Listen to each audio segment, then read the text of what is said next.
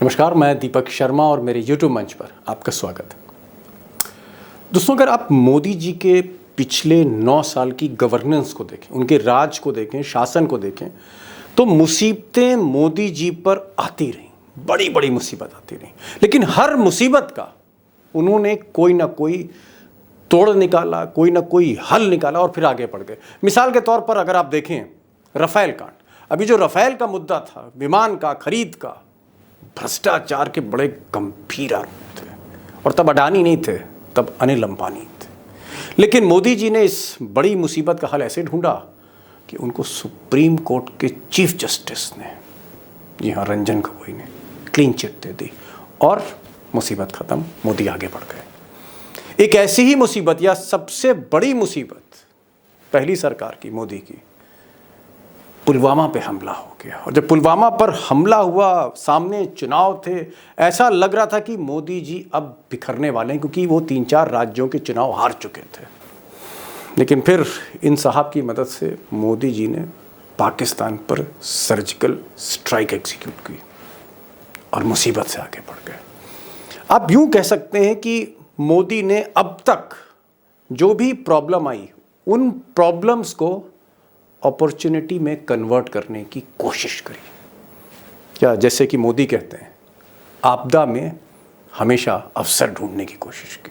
इस आपदा को अवसर में परिवर्तित करना है। लेकिन दोस्तों, अगर हम पिछले कुछ महीने देखें, पिछले कुछ महीने 4-5 महीने देखें, तो ऐसे लगता है कि जैसे मोदी जी के जो ग्रह दशा है, जो ग्रह है, नक्षत्र हैं, कहीं ना कहीं साथ नहीं दे रहे।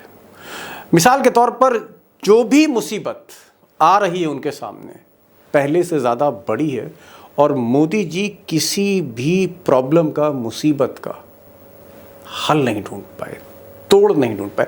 आप यूं कह सकते हैं कि हर बड़ी प्रॉब्लम के आगे मोदी पहली बार, for the first time, fail हो रहे हैं। क्या मोदी की जो सत्यनिष्ठा है उस पर क्वेश्चन मार्क है, इंटीग्रिटी पे लग गया है, जो मोदी ने खुद कल्पना कभी नहीं की होगी, आरएसएस ने नहीं की होगी? देखिए, मोदी का इम्प्लीमेंटेशन गलत हो सकता है, मोदी के बाकी चीजें गलत हो सकती है, लेकिन लोग कहते हैं कि मोदी क्लीन बहुत है, भ्रष्टाचार के कोई आरोप नहीं है। लेकिन हिंडनबर्ग की रिपोर्ट के बाद अडानी के मामले में डायरेक्ट मोदी कटघरे में है, और जब मोदी कटघरे में है तो इससे वो पीछा छुड़ा नहीं पाए। अब दोस्तों, अशोक वानखेड़े टाइगर को तो आप सुनेंगे, लेकिन यहाँ पर एक बात रखना चाह रहा था। ऐसा नहीं है कि दिल्ली में पत्रकार नहीं है, तजुर्बे वाले नहीं हैं, तजुर्बे वाले हैं, बड़े पत्रकार हैं, सिस्टम को समझते हैं, पिछले 9 साल से मोदी सरकार को समझते हैं, बल्कि यूँ कहें कि 20-25 सालों से, 30 सालों से जो पत्रकार प्राइम मिनिस्टर ऑफिस कवर कर रहे हैं, सरकार को कवर कर रहे हैं, समझ रहे हैं, भीतर तक जानकारी रखते हैं, ऐसे कई पत्रकार दिल्ली में हैं। लेकिन दिक्कत ये है कि आज के दौर में उनकी हिम्मत नहीं कुछ बोलने की। अगर वो बोलते भी हैं तो कैमरे से परे हटकर, कैमरे पर सामने आकर देश के लोगों के सामने बोलने की हिम्मत आज दिल्ली में बहुत कम पत्रकार हो गई है। और इसलिए टाइगर को मैं सैल्यूट करता हूँ, और इसलिए सैल्यूट करता हूँ कि वो हिम्मत करके बोलते हैं। उनका हर वाक्य किसी ना किसी जोखिम से भरा हुआ है, लेकिन उसके पीछे हौसला आपका है। हमारी और टाइगर की कोशिश रहेगी कि क्या वाकई मोदी एक कमज़ोर ज़मीन पर आज की तारीख में खड़े हैं? क्या वाकई मोदी जो हैं वो कर्नाटक अगर लूज़ करते हैं, फिर छत्तीसगढ़, मध्य प्रदेश, राजस्थान, उन चुनौतियों के आगे भी कहीं ना कहीं वो हार सकते हैं, समर्पण कर सकते हैं? और अगर ऐसा हुआ तो क्या 2024 मोदी के हाथ से निकल सकता है, चुनाव हार सकते हैं? And the big question is, big question, क्या मोदी फेल हो रहे हैं? और इस बड़े सवाल को कि क्या मोदी फेल हो रहे हैं, इसको डिकोड करना वाकई बहुत ज़रूरी है देश के लिए, सिस्टम के लिए। और मुझे लगता है, मैं ज़्यादा समय नहीं लूँगा, सीधे चलते हैं टाइगर के पास। बहुत बेखौफ बातचीत है और मुझे लगता है हर सवाल का जवाब आपको मिलेगा, आखिर तक सुनिएगा। पहला सवाल यह है कि इस बीच अमित शाह कभी आजमगढ़ होते हैं, अमित शाह कभी अरुणाचल प्रदेश चले जाते हैं, मोदी कभी हैदराबाद में होते हैं, मोदी कभी चेन्नई में होते हैं, मोदी देश के अलग अलग जगह पर होते हैं, लेकिन कर्नाटक नहीं जा रहे, जबकि कर्नाटक में क्रूशल इलेक्शन है। और अगर मोदी कर्नाटक जाते भी हैं तो जंगलों में जाते हैं। मोदी अगर कर्नाटक जाते भी हैं तो हाथी भालू चीते के साथ वो वक्त गुजारते हैं।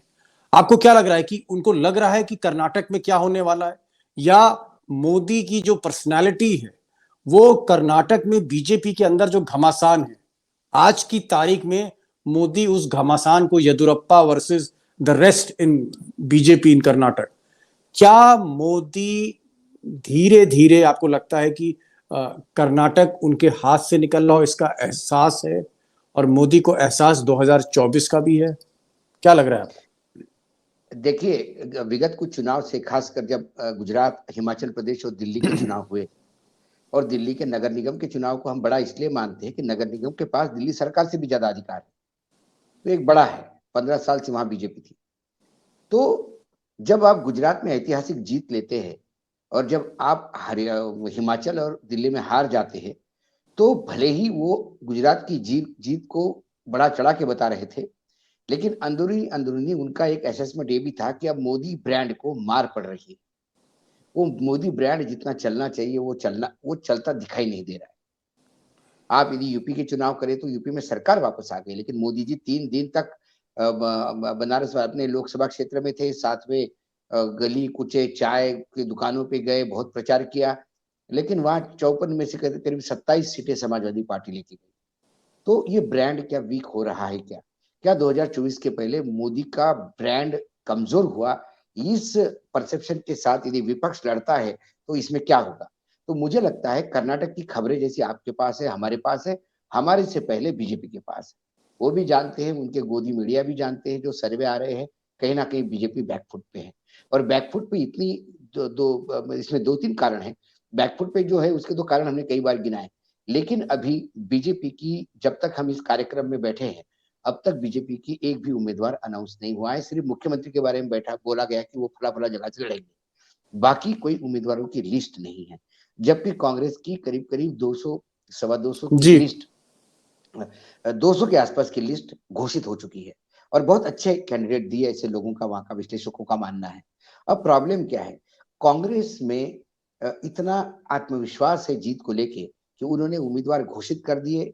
उन्होंने इस बात का ख्याल नहीं रखा, मतलब वो इस बात से डर नहीं रहे हैं कि कोई लोग विद्रोही हो जाएंगे, कोई नाराज हो जाएंगे। वो उनका ये कहना है कि जनता हमारे साथ इतना जबरदस्त तरीके से है कि विद्रोही होने से कोई फर्क नहीं पड़ेगा, और कैंपेन को ज्यादा टाइम मिलेगा, इसलिए उनके लोग कैंपेन पे लगे हैं। मैं ये आपसे पूछना चाह रहा हूं कि जैसे हिमाचल प्रदेश का हमने चुनाव देखा, गुजरात का चुनाव देखा, तो मोदी लगातार आखिरी 2-3 महीनों में मोदी पूरी तरह से, उन्होंने गुजरात में डेरा डाल लिया था, हिमाचल में वो सुबह शाम वो रैली कर रहे थे।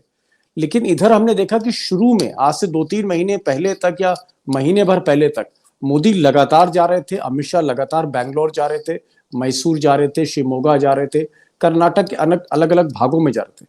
लेकिन जैसे जैसे चुनाव करीब आता गया, शाह और शहनशाह ने कर्नाटक जाना ही बंद कर दिया। आप सोचिए, पहली बार मैं देख रहा हूं कि जहां डेरा जमाना था वहां से दूर भाग रहे हैं। और स्ट्रैटेजी ये कि जब जब राहुल गांधी निकलेंगे इलेक्शन में, उम्मीदवार डिक्लेयर हो जाएंगे, तब हम जाएंगे। वो तो एक औपचारिकता है। लेकिन जो मोदी के अंदर जोश होता था, पहले से ही वो शंखनाद कर देते थे, जब तक अपोजिशन जो है संभलता तब तक मोदी सारी कंस्टिट्युएंसी में रैली कर चुके होते। वो हमें इस बार टेम्परामेंट मोदी का क्यों नहीं दिख रहा? मैं उसका कारण है, मैं दीपक भाई यही कह रहा हूँ कि जो ओरिजिनल हमको इंफॉर्मेशन आई थी कि 30 से 35 रैलीज करेंगे, वो हर जिले में रैली होगी, हर जिले में जाएंगे, पूरा कर्नाटक पाट देंगे, ये उन्होंने तय कर लिया था। आप इमेजिन कीजिए, 30-35 रैलीज उन्होंने की, 10-12 रोड शोज करेंगे, और लगातार करने के बाद कई हजार करोड़ के प्रोजेक्ट, लाख करोड़ के प्रोजेक्ट उन्होंने अनाउंस किए होंगे कर्नाटक में। इतना कुछ करने के बावजूद यदि कर्नाटक में बीजेपी हार जाती है, तो इसका ठीकरा सीधा नरेंद्र मोदी के उस ब्रांड पे आएगा कि नरेंद्र मोदी है तो मुमकिन है, मोदी है तो मुमकिन है। ये जैसा हिमाचल में फेल हो गया, दिल्ली में फेल हो गया, नॉर्थ ईस्ट के कुछ राज्यों में फेल हो गया, क्योंकि वहां परसेंटेज ऑफ वोट कम हो गया, सीटें भी घट गई आपकी। तो क्या कर्नाटक की हार इस बात को कंफर्म कर रही है कि मोदी है तो मुमकिन है? ये अब समय इसका निकल चुका है। मोदी ब्रांड नेम, जिस मोदी के ऊपर चुनाव की, तो गुजरात में वो कहते थे कि कमल का बटन दबाइए मुझे मत मिलेगा।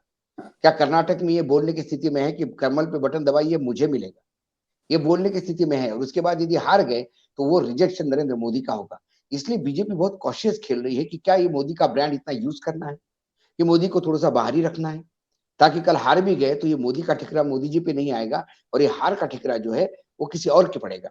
तो ये स्ट्रेटेजी के तहत आप मुझे बताइए, जो आदमी कर्नाटक में जाता भी है जंगल में तो शेरों के फोटो खींचने जाता है।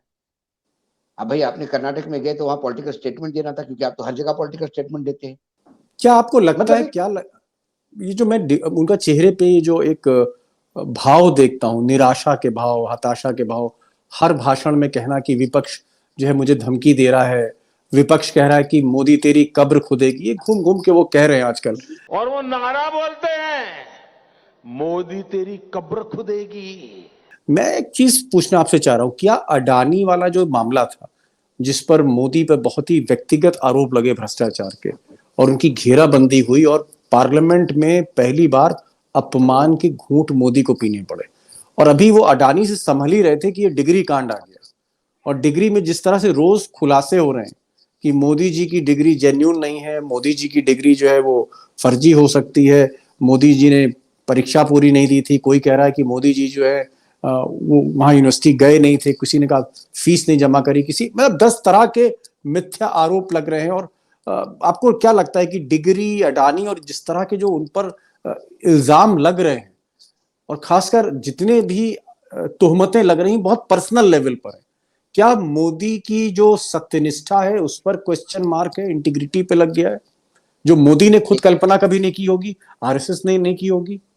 देखिए, मोदी का इम्प्लीमेंटेशन गलत हो सकता है, मोदी के बाकी चीजें गलत हो सकती है, लेकिन लोग कहते हैं कि मोदी क्लीन बहुत है, भ्रष्टाचार के कोई आरोप नहीं है। लेकिन हिंडनबर्ग की रिपोर्ट के बाद अडानी के मामले में डायरेक्ट मोदी कटघरे में है, और जब मोदी कटघरे में है तो इससे वो पीछा छुड़ा नहीं पाए। उन्होंने बहुत ही दयनीय प्रयास किया शरद पवार को उपयोग में लाने का, लेकिन शरद पवार के कथन के बाद शरद पवार ट्रोल होना शुरू हो गए।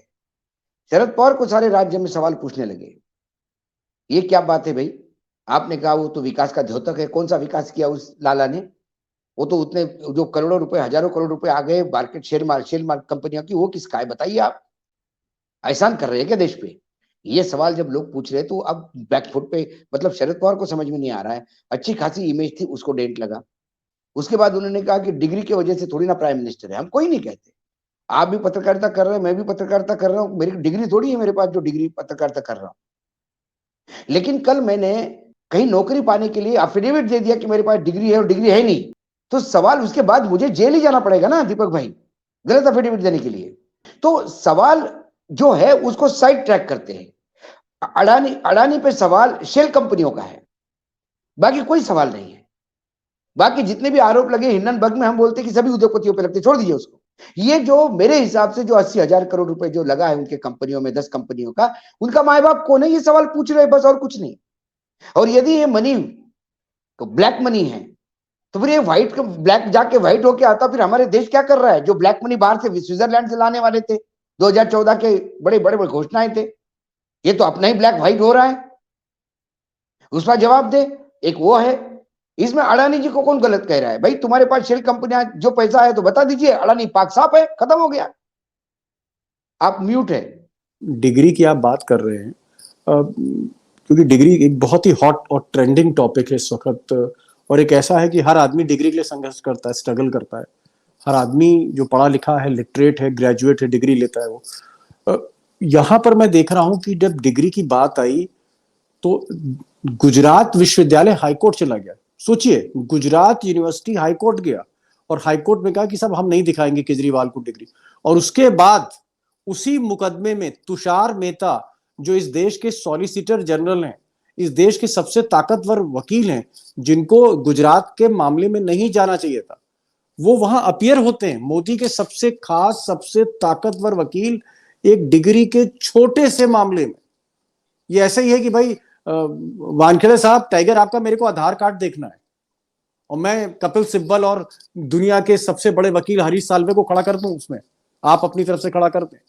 मैं ये कह रहा हूं कि डिग्री को लेकर गुजरात यूनिवर्सिटी का बैकफुट पे जाना, तुषार मेहता जैसे सबसे बड़े सरकारी वकील का वहां पर अदालत में जाके पैरवी करना कि साहब डिग्री मत दिखाइए। डिग्री को लेके इतनी परेशानी, इतनी बेचैनी मोदी के खेमे में क्यों है? जिस बात को यूनिवर्सिटी को गर्व करना चाहिए, उस बात से यूनिवर्सिटी भाग क्यों रही है? इसलिए तो शंका जाहिर होगी, इसलिए तो डाउट निकालेंगे लोग। और जब डाउट निकालते हैं तो आप इस लेवल पे जाते हैं। एक एक प्रधानमंत्री को लोगों ने क्या मांगा? डिग्री तो बताओ आपकी क्या है, बता देते आप। मैंने ग्रेजुएशन किया है इंटरनेशनल पॉलिटिकल साइंस में, तो आप बता देते हैं इंटायर पॉलिटिकल साइंस यहाँ पढ़ाया जाता, काम खत्म। यूनिवर्सिटी कहती कि we are proud to announce and inform that Narendra Damodar Das Modi was our student and we are proud that he has completed his MA in entire political science being taught in Gujarat University। या केजरीवाल से कह देते कि साहब आप आइए हमारे रिकॉर्ड रूम में, आइए रिकॉर्ड देख लीजिए, देख लीजिए। रिकॉर्ड रूम में ढंढन गोपाल आइए, आपने आपके शो में कर ही दिया है, पहले दुनिया को सामने ला दिया है। नहीं तो जैसे सपोज करिए मैं एक आपसे एक हाइपोथेटिकल सवाल पूछ रहा हूँ जो मुझे पूछना नहीं चाहिए था, क्योंकि देश के प्रधानमंत्री, हमारे सबके प्रधानमंत्री, इस वजह से पूछना पड़ रहा है। अगर ये डिग्री फर्जी निकल गई तो क्या बहुत नुकसान होगा प्रधानमंत्री को? क्या होगा फिर? नहीं, सवाल आपके प्रधानमंत्री होने क्या पे कुर्सी चली जाएगी?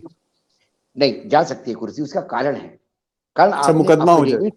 आपने अफिडेविट दिया है। जब आप अफिडेविट देते हैं इलेक्शन कमीशन में जी, और जब अफिडेविट देते हैं और वो अफिडेविट यदि फ्रॉड है, झूठा है, तो फिर आपके ऊपर क्रिमिनल केस दायर होता है। शपथ पत्र आप गलत नहीं दे सकते जी। मैं शपथ पत्र ये नहीं दे सकता हूं कि मैं Ashok Wankhede born and brought up in Lucknow, इसमें मैं जेल जा सकता हूं। लेकिन टाइगर यहाँ पर एक चीज और पूछनी पड़ी, हालांकि बहुत डायरेक्ट क्वेश्चन नहीं है इस पूरी समस्या से रिलेटेड। सपोज करिए मैं इंजीनियरिंग की नौकरी करने जाता हूं, तो जाहिर तौर पर मुझे इंजीनियरिंग की डिग्री देनी पड़ेगी, क्योंकि इंजीनियरिंग की उस डिग्री के बेसिस पे मुझे इंजीनियर की नौकरी मिल रही है। लेकिन यहाँ पर जो नौकरी है प्रधानमंत्री की, वो तो वोट पे मिलती है, डिग्री पे तो मिलती नहीं है। तो फिर इस तरह की डिग्री लगाने की जरूरत क्या थी उनको? मैं ये पूछ रहा हूं। ना भी नहीं, वजह फिर क्या है? अरे आप बोलते कि मैं अंगूठा बहादुर हूं, आपको कौन रोकता? फिर क्यों लगाई डिग्री, ये मैं आपसे पूछना चाह रहा हूं। उसके पीछे क्या मोटिव है? उनको पूछिए, वो शायद जब बड़ा चढ़ा के बताना चाहते होंगे कि मैं बहुत बड़ा पढ़ा लिखा आदमी हूं, जो बताना नहीं चाहिए। उन्होंने जो पहले अपने चुनाव लड़े हैं गुजरात में, उसमें शादी का स्टेटस क्या है ये ब्लैंक रखा, कुछ लिखा नहीं। जब उस पर ऑब्जेक्शन आया कि आपको वहां लिखिए आप अनमैरिड है करके, ब्लैंक नहीं छोड़ सकते, फिर उन्होंने लिखा कि शादीशुदा हूं। तब तक शादीशुदा का उन्होंने छुपाए रखा था। क्यों रखा था? भाई तुम शादीशुदा हो, उसके बाद नहीं रहते पत्नी के साथ, वेल एंड गुड। इसमें कोई प्रधानमंत्री की, इसमें कोई ये नहीं है, कंडीशन नहीं है कि प्रधानमंत्री शादीशुदा है तो पत्नी को साथ में रखना पड़ेगा। ठीक है, पत्नी के साथ नहीं रहते, लेकिन आप प्रधानमंत्री है, आप अंगूठा बहादुर है, आप प्रधानमंत्री है। आपको फिर मेरा सवाल नहीं, आप मेरा सवाल नहीं, मैं कह रहा हूं कि अगर इंटर की उसमें निकाल देते, मार्कशीट लग देते, इंटर का सर्टिफिकेट लगा, या दिल्ली यूनिवर्सिटी वाला जो डिग्री थी जो जेटली ने दिखाई थी वो लगा देते। अरे भाई बीए पास प्रधानमंत्री का बुरा है क्या देश का? अरे मैंने तो कहा आपको अंगूठा बहादुर बुरा नहीं है गुरुजी। और बीए वाली डिग्री भी दिल्ली यूनिवर्सिटी क्यों नहीं दिखा रही है? बीए की यूनिवर्सिटी, एमए की डिग्री का मतलब क्या था? नेहरू जी के बराबर आना, कि भाई वो भी ऑक्सफोर्ड से पढ़े, ऐसा कुछ था? मतलब किसी की मर्सिडीज कार रास्ते पे खड़ी है, फोटो खींच के आप ट्वीट कर दो कि I bought new Mercedes, please congratulate मी।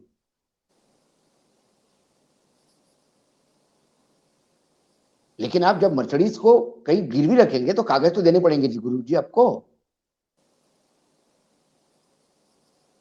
नहीं तो आपको क्या लग रहा है कि ये इशू अब देखिए दो टाइप के नरेशन उठाएगा, दो टाइप के नरेशन। उद्धव ठाकरे भी बोल रहे हैं, केजरीवाल भी बोल रहे हैं, सभी उठा रहे हैं इसको। मैं दो टाइप का नरेशन बता रहा हूं। लोग कह रहे हैं कि प्रधानमंत्री ने फ्रॉड किया, विपक्ष आरोप लगा रहा है जी। प्रधानमंत्री जी को सामने आना चाहिए फ्रॉड है या नहीं है, काम खत्म, दूध का दूध पानी का पानी। अंधभक्त कह रहे हैं कि प्रधानमंत्री जी ने क्या डिग्री के भरोसे चुनाव जीता है? क्या लोगों ने वोट इसलिए दिया है कि वो एमए इंटायर पॉलिटिकल साइंस थे? वो अपने काबिलियत पे चुनाव जीते हैं। अरे भाई सवाल चुनाव जीतने का है ही नहीं, आप क्यों नरेशन चेंज कर रहे हैं? प्रधानमंत्री के क्वालिफिकेशन की बात ही नहीं हो रही है। नरेंद्र मोदी नाम के एक इंसान ने चुनाव में जब एफिडेविट दिया, पर्चा भरते समय शपथ पत्र दिया, उसमें उन्होंने दिल्ली यूनिवर्सिटी से ग्रेजुएट और गुजरात यूनिवर्सिटी से post graduate MA political science में किया, ऐसा लिखा है। तो अब आप ये बताइए, विरोधी आरोप लगा रहे हैं कि आपने फ्रॉड किया है, आपको यही बताना है कि ये मेरी डिग्री है, काम खत्म। जब वो डिग्री बताई उन्होंने, किसने? अमित शाह जी ने, उसमें लिखा है एंटायर पॉलिटिकल साइंस। आप कहते हो कि मैं पॉलिटिकल साइंस, भाई सब्जेक्ट तो गलती नहीं कर सकता ना। या यूनिवर्सिटी कहे कि it was a slip of pen, we have rectified it and the new degree is issued, नई डिग्री दिखाइए। मामला फ्रॉड का है, प्रधानमंत्री के क्वालिफिकेशन का बिल्कुल नहीं है। धीरू भाई अंबानी एमबीए नहीं थे, लेकिन बिजनेस एम्पायर खड़ा कर दिया। लेकिन धीरू भाई अंबानी जी को कल बैंक लोन लेने के लिए एमबीए की डिग्री अनिवार्य बताते हैं और वो फ्रॉड डिग्री लगाते हैं, तो वो अरेस्ट हो जाएंगे यदि गलत करे तो। लेकिन जीवन भर उन्होंने कभी नहीं कहा अपना क्वालिफिकेशन नहीं। कपूर खानदान है, पूरी नॉन ग्रेजुएट है। राज कपूर से लेकर सब लोग कहते थे कि हमें इस बात का दुख है कि हम कॉलेज नहीं पढ़ पाए, हमें पीड़ा है इस बात की। लेकिन उन्होंने नहीं कहा कि मैं इंडस्ट्री का सबसे बड़ा शोमैन हूं, तो मैं भी अपने आप को पीएचडी और डॉक्टरेट करवा लूं। आपका ये कहना है कि अगर मैं डॉक्टर नहीं हूं तो मैं डॉक्टर दीपक शर्मा ना लिखूं, और अगर मैं डॉक्टर दीपक शर्मा लिख रहा हूं तो मेरे पास डॉक्टरेट होनी चाहिए, ये आप कहना चाह रहे हैं? आपके पास आयुर्वेद का डॉक्टर है, आप एलोपैथी की प्रैक्टिस मत करिए। मेरा ये कहना का मतलब है कि कौन चोर आया था घर में ये कहने के लिए कि आपकी डिग्री अनिवार्य है। आप लिख देते कि भाई मैं मैट्रिक मैंने किया है या 12th किया है, 11th किया है। देश नाज रखता है, इस देश पे, इस पे गर्व करता है। हाँ, जैसे अन्ना थे, अन्ना ने अपने बताया कि मैं कम पढ़ा लिखा हूँ, सातवीं क्लास पास हूं, जीप चलाते थे, आर्मी में ड्राइवर थे। यदि हाँ, तो अन्ना का कभी किसी ने अनादर किया डिग्री एजुकेशन को लेके? लेकिन कल अन्ना ये कहे कि मैंने आर्म्स ट्रेनिंग में बीएससी किया, अब वो आर्म्स ट्रेनिंग का कोई कोर्स ही नहीं करता। सकता है, हम थोड़ा सा विषय से, लेकिन एक कारण और हो सकता है जो मुझे लगता है कि अगर आप अपना कद बड़ा करना चाहते हैं, आप अगर सरदार पटेल बनना चाहते हैं, आप नेहरू बनना चाहते हैं, सुभाष चंद्र बोस बनना चाहते हैं, एमके गांधी बनना चाहते हैं, तो ये सब टॉपर स्टूडेंट थे, ये तो सब टॉपर थे, मेरिटोरियस स्टूडेंट थे, चाहे नेहरू हो चाहे सुभाष चंद्र। आप कैमरा लेके निकल जाइए, इस देश में पूछिए सरदार वल्लभ भाई पटेल कौन थे। सब लोग कहेंगे कि ऐसे लौह पुरुष थे जिन्होंने अलग अलग रियासतों को एक करके इस भारत देश की नींव रखी। कोई उनका क्वालिफिकेशन नहीं बताएगा। महात्मा गांधी का क्वालिफिकेशन किसी को मालूम नहीं, सुभाष चंद्र बोस, और आज मुझे शहीद भगत सिंह का क्वालिफिकेशन किसी ने पूछा है? आपको भी पता है शहीद भगत सिंह क्या क्वालिफाइड थे? शहीद भगत सिंह की शहादत महत्वपूर्ण थी। हमारे प्रधानमंत्री का प्रधानमंत्री चुनना महत्वपूर्ण है। डिग्री कोई मायना नहीं रखती। मेरे लिए कोई डिग्री मायना नहीं है। मेरे लिए वो एफिडेविट मायना है जिसमें डिग्री बताई गई है और वो डिग्री बता नहीं रहे, ये लोचा है। And it could have serious complications if not handled properly, or the matter goes in the Supreme Court. It amounts to a fraud.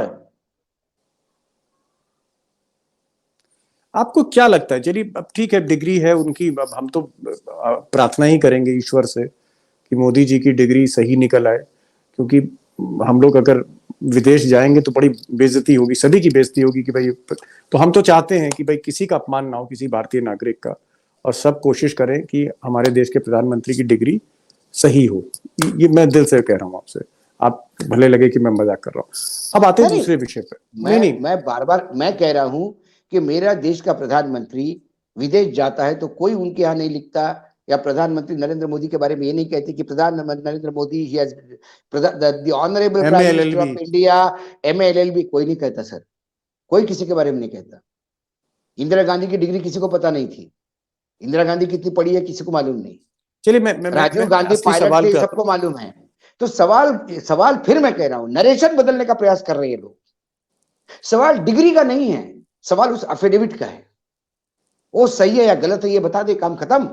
चलिए सवाल तो फिलहाल टाइगर कर्नाटक का है कि कर्नाटक हारेंगे तो क्या होगा, लेकिन एक सवाल जो है, एक कॉम्प्रिहेंसिव क्वेश्चन आपसे पूछना चाह रहा हूँ दर्शकों के और अपने दोस्तों के बिहाफ पे, कि पहले अडानी कांड हुआ और अडानी कांड में रोज खुलासे हुए और कहीं ना कहीं धुएं के जो पूरा धुआं था अडानी कांड का, वो मोदी जी के चारों तरफ छा गया और मोदी जी इतने ज्यादा भयभीत हुए कि उन्होंने, आप सोचिए कि राहुल गांधी की जो सदस्यता रद्द हुई, इसके पीछे एक कारण यही था जो राहुल गांधी बताते हैं कि अडानी पे मेरी जुबान को बंद करना चाहते थे संसद में। तो एक अडानी कांड हुआ, अडानी कांड संभलता ही डिग्री कांड आ गया, डिग्री कांड में फिर मोदी जी की छीछा लेदर हुई।